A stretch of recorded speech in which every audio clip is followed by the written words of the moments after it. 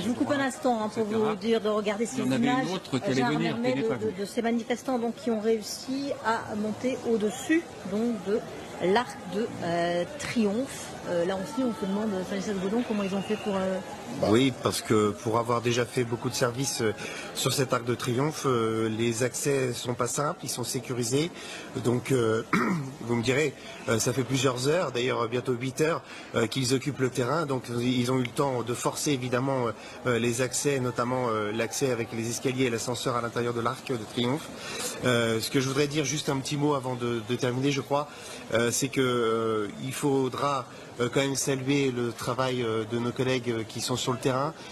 quels qu'ils soient d'ailleurs les compagnies républicaines de sécurité, les escadrons de gendarmerie, car je viens d'avoir des informations, ça se durcit, les coups commencent à devenir de plus en plus prononcés, organisés,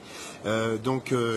c'est vrai qu'on l'avait dit, le risque c'est que la journée soit longue, elle soit extrêmement violente, et là on s'aperçoit que ça va crescendo, c'est de plus en plus violent, les cars sont attaqués, il faut savoir, et les actions sont menées à peu près partout dans Paris.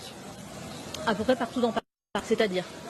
c'est-à-dire qu'il y a eu, par exemple, sur le boulevard Voltaire, où c'est parti, Haussmann, on l'a vu tout à l'heure avec les images, et puis tous ceux qui essayent notamment de